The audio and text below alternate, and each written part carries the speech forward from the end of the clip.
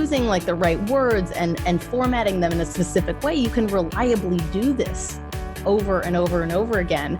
And by finding out more about your customer, you can really create products and value propositions that are on point every time, reliably, again and again.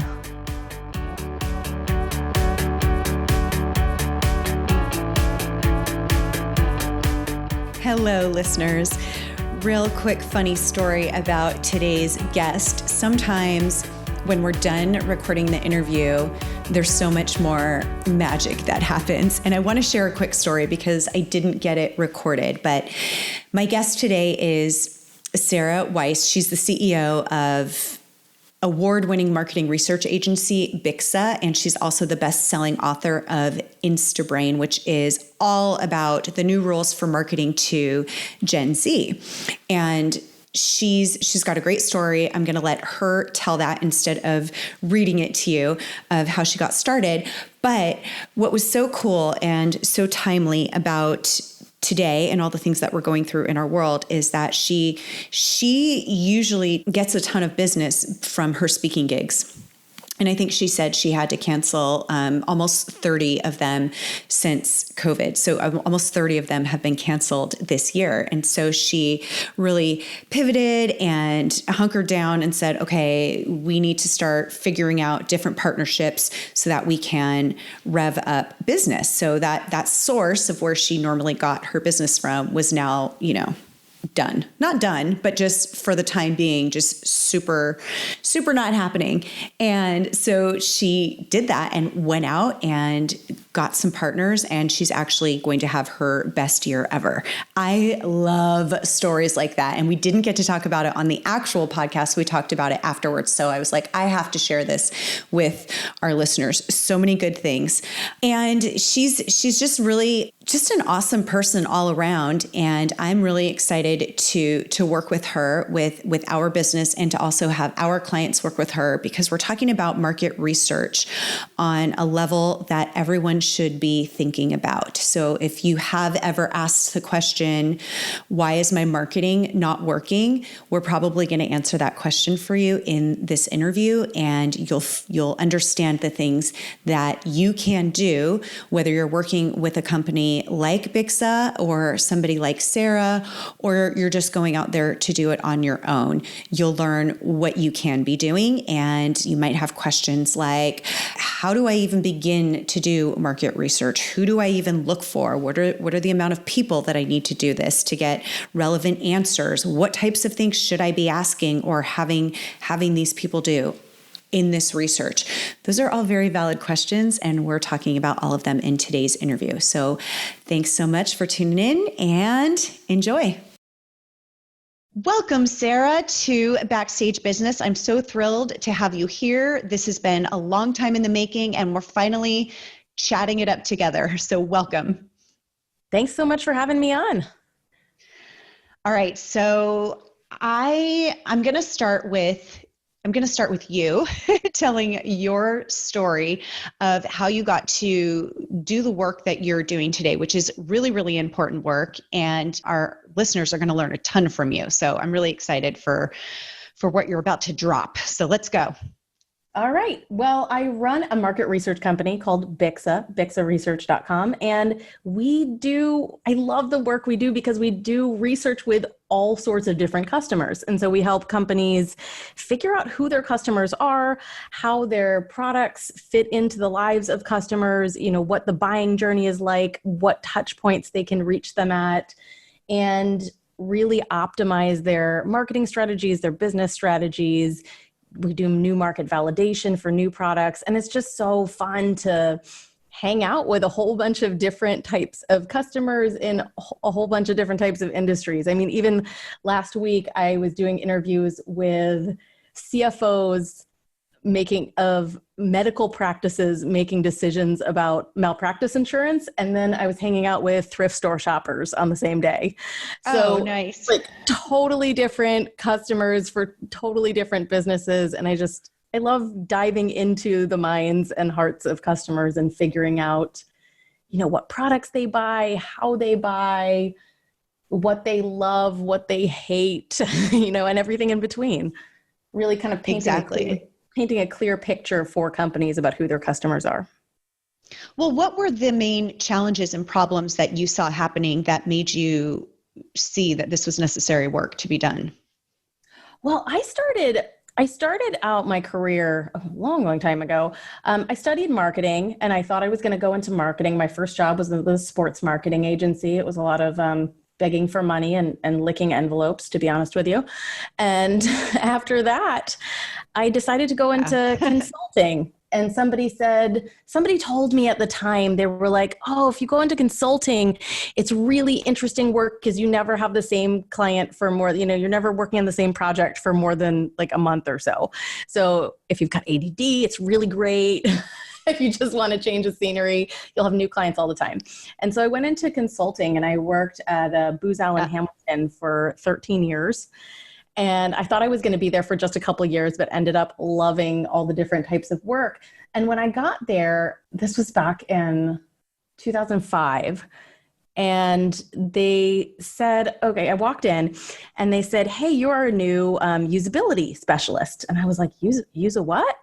And I'd been trained in marketing. And so I was like, what does that mean? And they were like, oh, it's about whether people can use websites of companies and their apps and things like that. And by apps, it wasn't phone apps at the time. It was like software applications on the websites. And Yeah. so they handed me a book. It was Steve Krug's Don't Make Me Think. And they were like, read this book. It was my first day. They go, so read this book. You have a client meeting at 2:00 this afternoon. And remember, you know more than the client.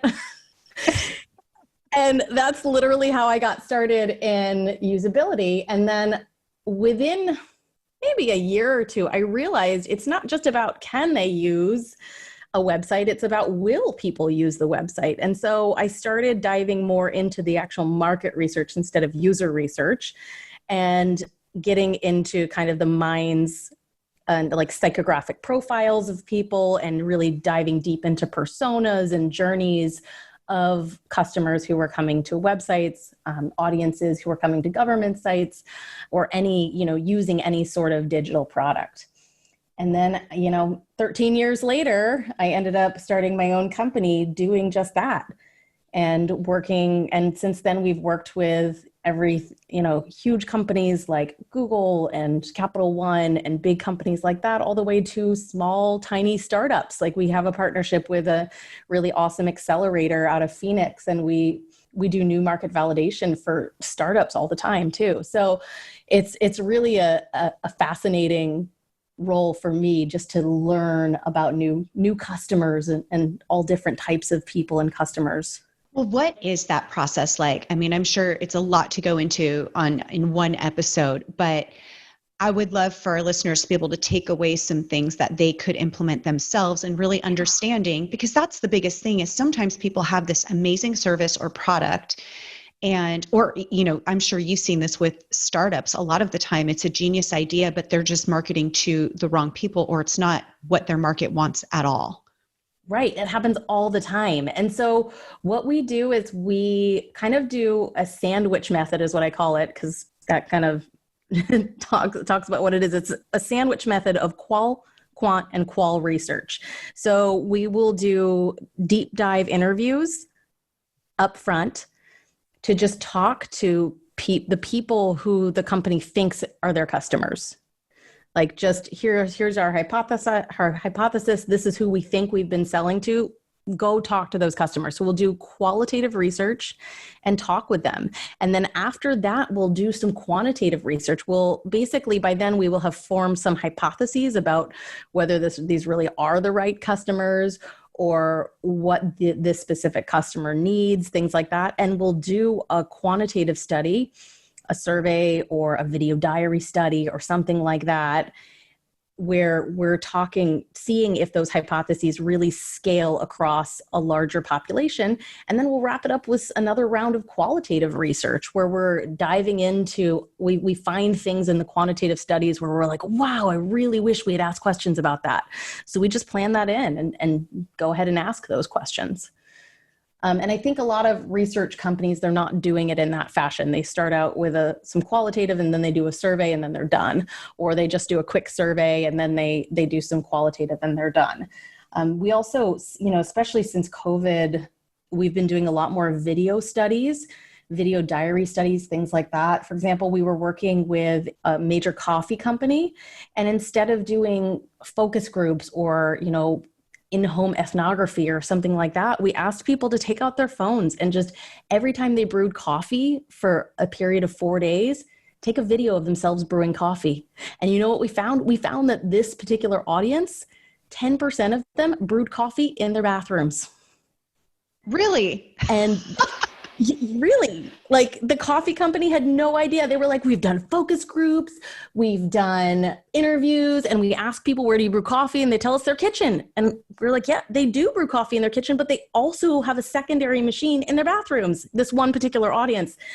And it was funny because it was a lot of like moms of young children, which is kind of funny. And they were the reasoning that because they were describing in their little selfie videos of themselves brewing coffee while their coffee was brewing, they would say things like, oh yeah, if I leave my bedroom, if I go into the kitchen, like the craziness has started and I don't get my 5 minutes to myself, but no, I'm going to brew it in my bathroom next to my bedroom and get my 5 minutes to myself before I go out into the hallway or before I go to the kitchen or before somebody needs something from me.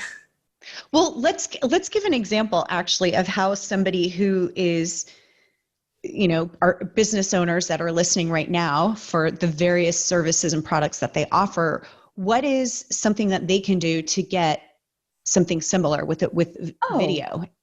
Oh, with video. Yeah. You can just ask your customers to take a video and describe something for themselves, or even record their screens. We do a lot of screen recording studies too. So when we were doing a project for Google News, we actually had people every time certain audiences, every time they looked up news on their phone for a series of 4 days, we had them just turn a screen recording on and record their screen and tell us where they were going, what apps they were using, why they were using certain apps, and answer a few questions. And yeah, that's so smart. You learn so much from them. You learn so much from that. Just watching people's behavior over, when they're doing some specific task that's related to your business. We've done that for a fitness app in the past where we're like, hey, every time you're doing an at-home workout, just record your screen and show us where you're going, what apps you're using. And the company that we were doing that research for, they learned about competitors they didn't even know about. Yeah, exactly. What are ways that people can learn more about the challenges and the problems and the things that their customers really, really want solved? Like what are some creative ways to ask them to where they actually feel motivated and inspired to give you those answers and to actually film themselves or do these things? So it doesn't even need to be a video, really. It could be as low tech as a phone call or a quick Zoom call. Everybody's got Zoom today. So you could just hop on the phone or on a quick Zoom call with a customer or a potential customer and ask them to walk you through a process of them buying a new piece of software or them doing something that's related to your business, and to talk through ask them about the challenges. What's difficult about that? We just did a study with a company that was creating a new software for field technicians. So if you've got a company that has a cleaning crew that goes out or an HVAC crew that goes out or something like that. It was a software specifically for that. And we just asked service professionals, hey, what's really difficult when you're scheduling service calls, home service calls for the day or for the week? What's hard about that? And we got so much feedback just from asking that simple question. I don't think you necessarily have to inspire people or to tell you about it. You just have to ask. That's true. Really simple. What about, do you ever offer them something in exchange for their opinion, or is it more like we're just going to ask and we'll probably get more honest, heartfelt answers by those who actually want to respond? Oh, we almost always pay people. Yeah. Okay. No, that's what I'm wondering, because I'm sure that's a question that people are like, well, but it can be small. I mean, we just got done doing 500 in-store interviews with thrift store shoppers, and we were offering people $5 to give us 15 minutes of their time to talk about their shopping experience, so we could like kind of walk along with them in the store, 6 feet apart with a mask. Yep. But we were walking along with them, and we were like, hey, can we just tag along with you as you shop? And we'll ask you some questions. And what's in your basket right now? Tell me about that. And why did you come into the store today? And what were you here for? And how did you learn about this store? And just asking those type of questions and having a conversation led to a great deal of data on persona segmentation, on audience segmentation, creating the right personas, getting your ideal target audience. It let them know who the competitors really were. It turned out for this store, they thought that the competitors were other thrift stores, and it turned out their major competitors were actually big box stores like a TJ Maxx or a Marshall's. And they had no idea that they were even in that realm of competitor. So I think it's really interesting to just have open-ended exploratory conversations with your customers. I've been talking with you a lot about the importance of having a great elevator pitch. And as you've probably heard on Amy Porterfield's podcast, an elevator pitch is super important because it's a single statement that clarifies the unique value you bring to your customers, and it almost compels prospects to do business with you on the spot. You already know that you can have the team at the Draw Shop create your pitch for you, but maybe you'd prefer I give you all the tools you need to create your own. Well, that's exactly what I did. So here's what I have for you. I put together a special package, a veritable DIY elevator pitch toolkit that combines everything you need to not only create your own awesome elevator pitch, but even the super cool graphics you can use to help you tell the story, just like we do at the Draw Shop. And the really good news, because you're doing it yourself with the tools we supply, it'll cost you about 90% less than having us do it for you. Head over to thedrawshop.com/toolkit. And this is important. Make sure you scroll down to the bottom of the page and check out the 4 free bonuses you're getting, including that collection I just mentioned of a one-of-a-kind graphics designed by our artists that you can use in your very own elevator pitch. I really think this could be the perfect solution if you understand the value and importance of having an elevator pitch, but prefer to be a little bit more hands-on with it. And don't forget, scroll down to see the free bonuses at thedrawshop.com/toolkit. I hope this helps. Okay, back to the episode. Absolutely. I mean, it's so important, and it's interesting how often people will forget that, but also I think what's important is that things change, not even just, going through a pandemic and different needs and problems change, but just in, normal life, things evolve and change, and you have to revisit it. How often do you think that people need to revisit what's important to their customers? Well, today more than ever, because your customer we were talking about this right before we went on this call, but your customer back in February is not the same customer today. And because we went through this global pandemic, I mean, people are shopping differently, they're buying differently, even though the thrift store, even in the thrift store example I was just using, they're making about the same amount of revenue, but the number of shoppers has decreased, but the basket size has increased. So it's interesting that they're shopping less, but they're buying more at each time that they go out. Wow. And so even just the buying behavior of the same exact shoppers has shifted. Yeah, absolutely. Let's talk about B2B and that type of relationship and doing that type of market research. Yeah, people believe that it's really different than B2C, but honestly, you are selling to people. You're still selling to people. And as long as you get the buyer, you can talk, as long as you can find that exact person in the company who's buying your product or making a decision to buy. You can very easily ask them what their challenges are, what they're looking for in a product. And that helps you create products and marketing strategies that are on point for your unique customer. Like the promise you're offering has to hit home. I mean, every marketer knows that. This copy and the images you're using, they need to grab attention in less than 10 seconds or something like that. And if it's a Gen Z audience, it's like 7 to 8 seconds. Right. So by using like the right words and formatting them in a specific way, you can reliably do this over and over and over again. And by finding out more about your customer, you can really create products and value propositions that are on point every time, reliably, again and again. Yes. I love that you said they're just people.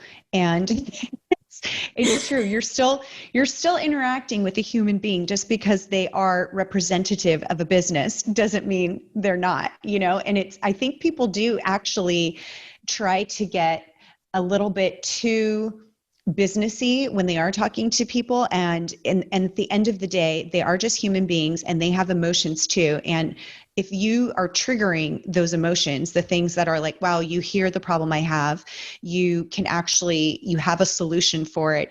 And at the end of the day, if I buy with you, you're going to make life better all the way around. And you don't have to be talking to the CEO or the VP or whoever. It can be whoever is that decision maker is going to feel super stoked that they're doing something awesome for their business. And that alone is a trigger to be like, yes, I want to work with you.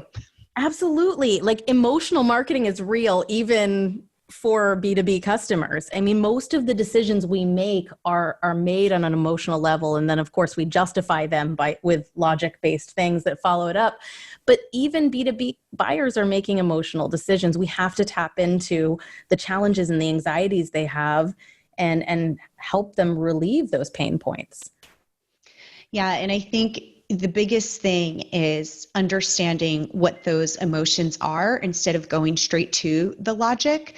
And I'm sure you're an expert in this, but it's so critical because people often, when they talk about the things that they do, it is on that logic level. This is the thing I solved. This is we get people to understand their market better. But if you can go to a deeper level and have them really understand why that's so important, and that's with any business, really understanding like the emotional level of why somebody cares about getting their car fixed, right? Or why somebody cares about getting the cheaper item at the thrift store, whatever it is. Yeah. Like, why is that important to them, and understanding that? Yeah. And there's certainly techniques we can use in our market research to do that, and that you can use, anybody listening can use too. I mean, it's not some magic formula. Ask them how they feel. That's something that a lot of people are uncomfortable asking, but a simple question like, oh, how does thrift store shopping make you feel? Whoa, that can tell you a lot. Yeah. I mean, some people I was expecting when we asked that question in stores, people were going to be like, oh, it's kind of stressful because I'm saving on finances and blah, blah, blah. But actually, most people were like, I come here to relax. It's so relaxing.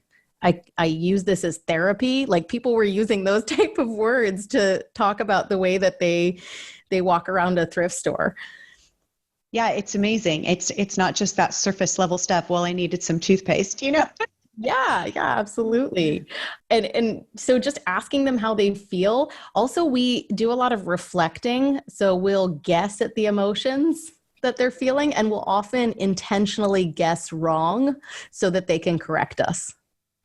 Oh, I like that. We'll often say, oh, wow, that must have been really stressful when that happened.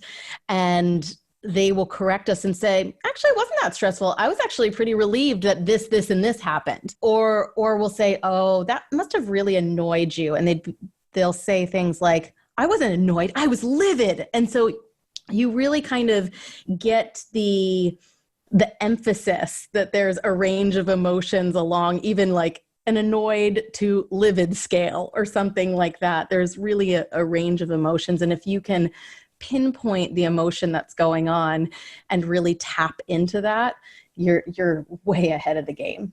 Yeah, exactly.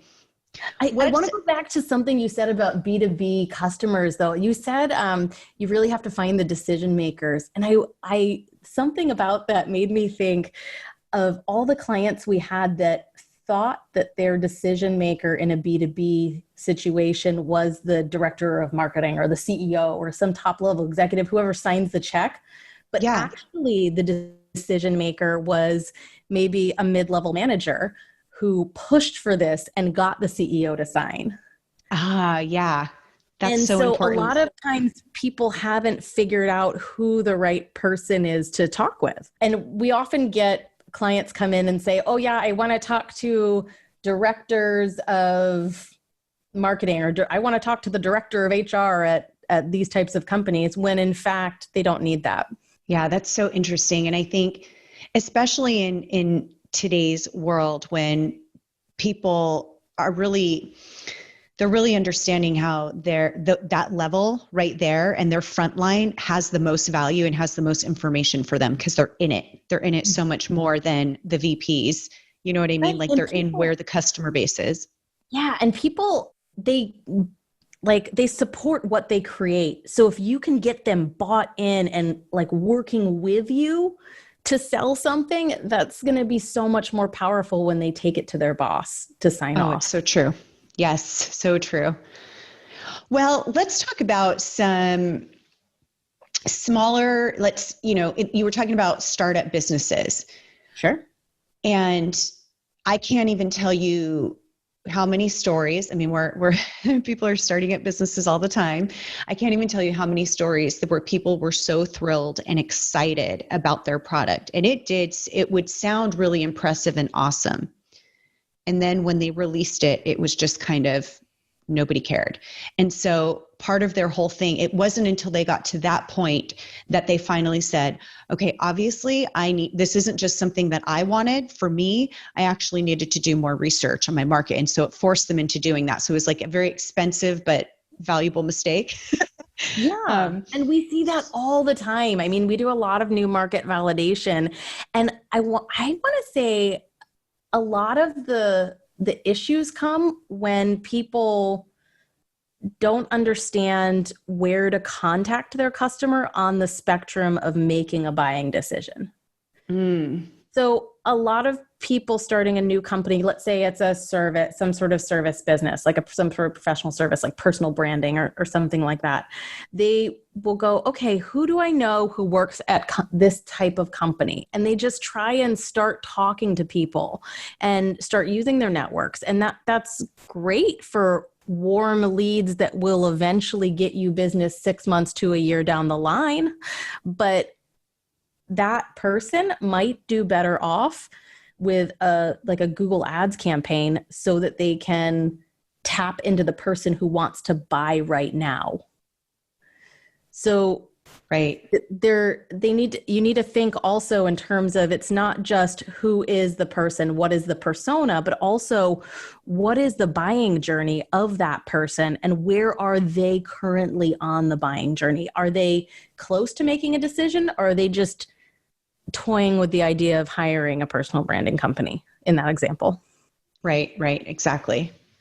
So if you are in that new stage of, I have an idea, Mm-hmm. when is the very best time to actually start your market research and know who you're talking to? I think I know the answer. Right away. I mean, Yeah. the first thing before you can start, and this is what I tell almost all of the new ventures I work with, is I would want to know, what are the assumptions you're making? Can you identify those? So really spend a good amount of time saying, I'm assuming that, this particular client in this particular region is going to buy this, or I'm assuming that this is going to happen or that is going to happen. So write down all the assumptions that that you're making about to make your business successful. All these assumptions have to be in play. And then we'll go ahead and validate each assumption individually. Oh, I love that. That's really smart, because most of the time that is what we're doing. We start something even within our our own businesses, if we start a new service, we think, okay, this would be great. Don't you think all of these people would want this or that? And then if you finally ask them, they may or may not. But it's really interesting how much we do assume.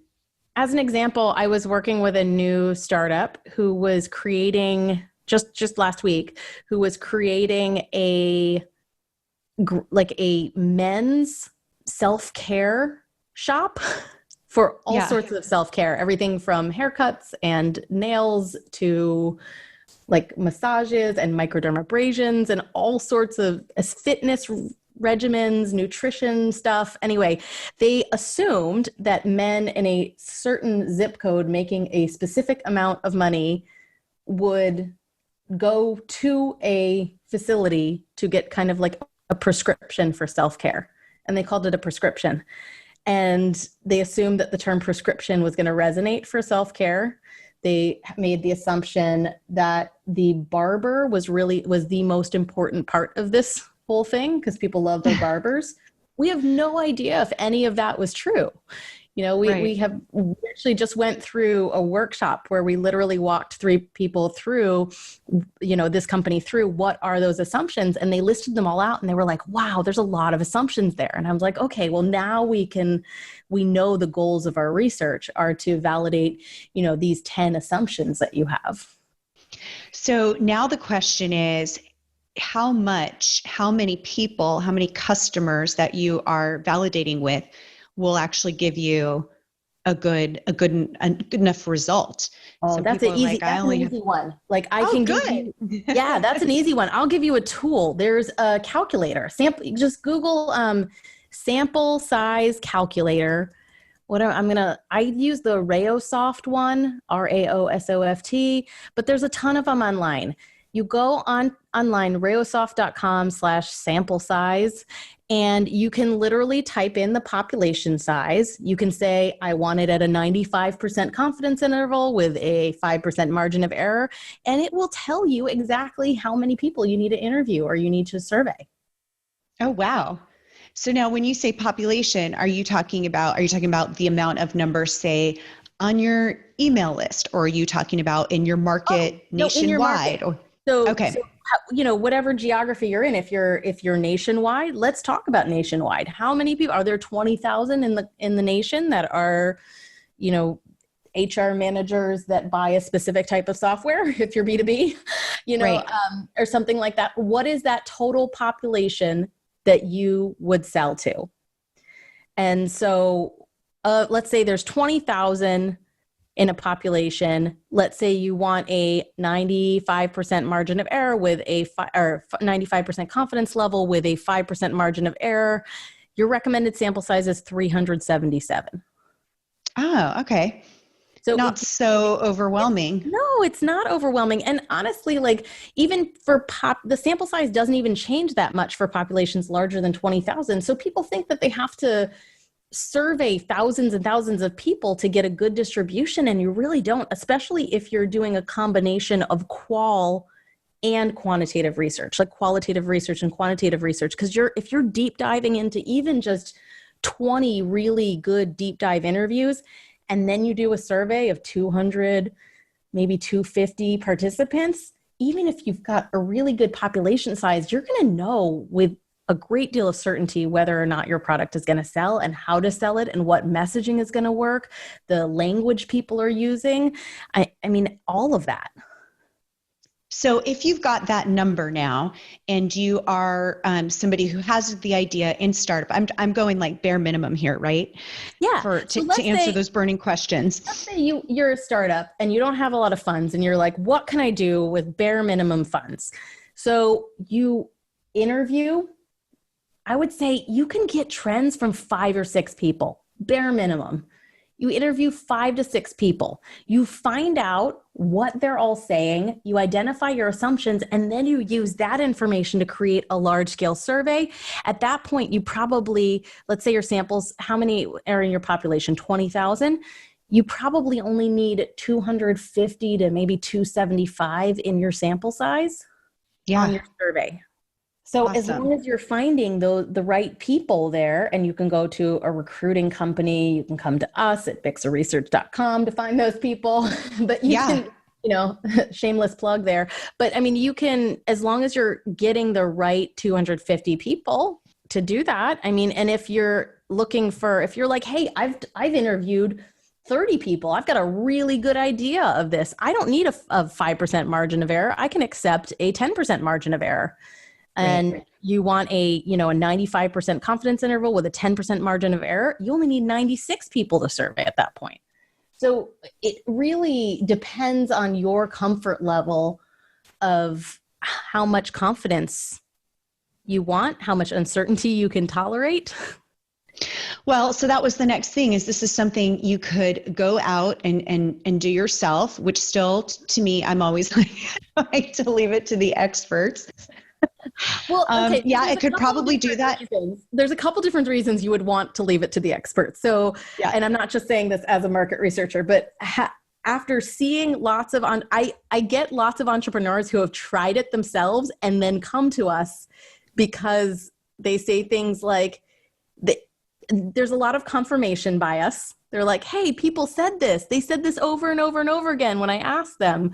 But sometimes it's really just because they asked it a certain way, or they told people, I'm the CEO of this company, or I'm the founder of this company. Hey, do you like this idea? And then, it's the social pressure to go like, oh yeah, it's a great idea. And there's not that independent third party asking the questions. That is so true. It's that whole, your business so well, these things, you're going to kind of, you're just going to, somebody else is going to hear it differently and see it differently, which is awesome. Another mistake I see a lot is that people say, would you buy this product? And guess what? 95% of the times, I don't care what product it is, people say, yeah, I'd probably buy that. So they're not asking the right question. Instead of, would you buy this product? It's like, you ask the question, oh, what did you struggle with last time? Okay, what did you do about that challenge? That is so true, because I think a lot of people too, when you ask a question like that, would you buy this product? People are probably want to generally be nice. Sure, yeah, I'd buy that product. Or they may actually think that they would buy that product, but people, honestly, as a whole, human beings are so bad predicting their future behavior that actually a better indicator is their past behavior. So have you bought a piece of software in the past and they say yes to that? That means that you are more likely to buy a piece of software in the future for that particular challenge. Like you've tried to solve that problem before. Yes. And we actually, we use that in our screener criteria for a number of people where, let's say for that personal branding example I used earlier, we did a survey where we were trying to find people who would pay for basically a personal branding service of some kind. And so we asked, how much have you spent on your personal brand, your logo, your website, anything in the past? And they had to answer that they spent over $2,500 over the past 2 years just to be a part of the survey. So we disqualified them based on, if they have not spent money on this in the past, they likely will not do it in the near future. Right. So they're probably not our audience, and we don't want to spend money to interview them. Right, exactly. Okay, so if people are listening, they're just like, this all sounds awesome. I actually need to do this. However, I don't have the bandwidth. I don't want to do it myself. I don't feel confident that I'd ask the right questions, because a lot of us as entrepreneurs would probably ask the right questions for somebody else, but not for our own business. It just happens. It's just kind of the way it is. All the time. Yes. Yes. So where can they go? You mentioned it before. Let's say it again. We'll also have it in the show notes, but where can they go to find more information and potentially work with you? Yeah, you can go to bixaresearch.com, and on the website, it's bixaresearch.com. And on the website, there's even a calendar where you can just hop on a strategy session with me or someone from my team. And we can tell you exactly, what we think you should do in a very short amount of time. Awesome. Where you can actually tell us, hey, I'm starting this this company, or I work for a company that's launching new product, or our marketing isn't working, or since COVID, I'm not sure who my customer is. You can tell us all that and we'll give you a recommendation. And I think you just said, which I would guess is the most popular reason, is our marketing is not working. That's what's frustrating for so many people. Our marketing's not working. And this would be such a great thing to do, to realize who you're actually speaking to and what they want from you. Mm-hmm. Absolutely. That's one of the main reasons. We get a lot of new products, even if it's from a big company as well. Like I'm launching a new product and I'm not sure if it's the same user as my other product or something like that. I love it.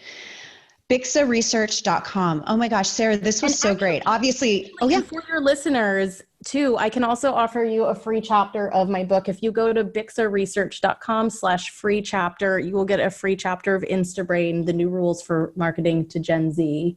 And that covers a lot of market research. I'm not sure how many people out there are marketing to Gen Z, but if you are, I do have a best-selling book out there, and you can get the first chapter for free, and you can hop on my email list too that way. Oh, that's awesome. Thank you so much. This was so great. I'm thinking about things in a whole different way, which I love. Those are my favorite interviews. So I appreciate your time so much. This was so informative. I think so many people are thinking differently about, how they're learning from their customers. And this would definitely be a game changer for any business. Well, thank you so much for having me on the show. Thanks, everybody. Hey guys, I just want to say thank you so much for listening to this podcast.